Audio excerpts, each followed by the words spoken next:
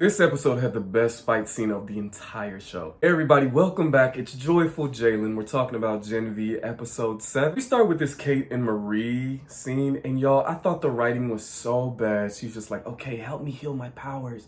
And it's like, no, I'm not going to heal your powers. And she's like, well, why did you bring me?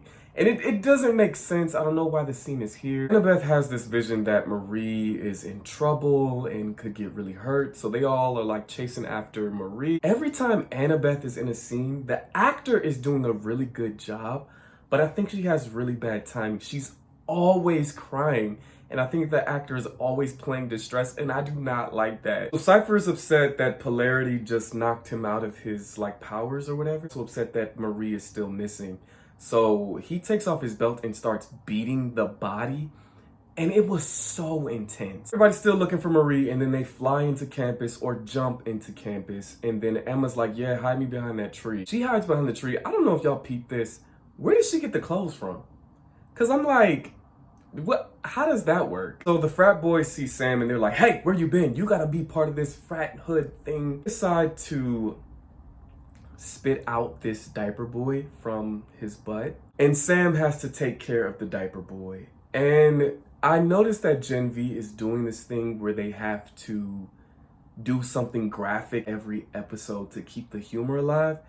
And this wasn't funny to me. I didn't find the whole diaper boy, frat boy thing funny at all. It just felt really forced. They go and they're looking for Thomas Godolkin, and Marie and Kate see Polarity.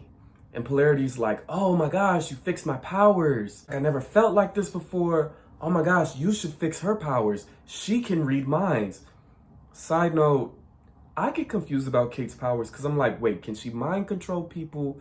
Or can she also read people's minds? Or can she only mind control people when she touches them, but she has access to people's minds anyway? Polarity's like, oh, just give her powers back. She can help us figure out what's going on. And Kate's like, oh, I already tried. She won't listen to reason. And then the way Marie looked at Kate, like, are you serious? Listen to reason? You tried to kill us and you got Andre killed. And I never thought about it like that. And I was like, she's got a point. Like, Kate, you did some evil things. Like, Cipher calls Marie, and Marie figures out where Cipher is. So they go into the training ground area. They all catch up to Marie, and they're like, don't go in there. And I thought it was really funny because Annabeth is like trying to tell this serious story of this vision she saw and how she doesn't want that to happen to her parents again or something like that to happen to her sister. And Annabeth has this shirt, I like big brains and I cannot lie. And I think it is so funny with her trying to talk during this serious moment. Writing gets extra bad here because Marie's just like lifts them all up and is like, you guys can't stop me. And then she's like, Kate, I'll fix your powers, but you have to promise to make them not come back here. It was really bad writing. And so then she just drops them down because Kate's like, well, I'm not doing that. And I'm looking back, I'm like, what was the point of that scene? They all run in. Polarity confronts Cipher. And y'all, I'm not gonna lie, I thought this was the best fight scene of the entire show. Polarity is feeling himself. He's like, Marie then fixed me. I know that I can break your little mind control thing. He's feeling himself. He's hitting homeboy with these weights. Oh, okay, I know you can break my little mind control thing, but can you play whack-a-mole? Y'all, I thought that was a cool concept for a fight, to like have Cipher switching between the different people that's fighting Polarity. That was really cool. So Marie heals Thomas Godolkin, and it turns out that Thomas Godolkin is Cipher. He's just been controlling some random guy. And shout out to Heavy Spoilers because he brought up that theory to his audience. Really been focusing on that theory, so it wasn't a surprise to me. It all makes sense now. That's why he's always hitting himself. That's why when Sister Sage was, doing her thing, that's why she was looking at him. Why he can hurt himself and not feel anything because it's not him. It's really personal because he said this thing to Kate, like, if you don't have your powers, you're not of value. That's why it makes sense that he's always beating himself up and talking to himself crazy, because after the burns and the chemical burns,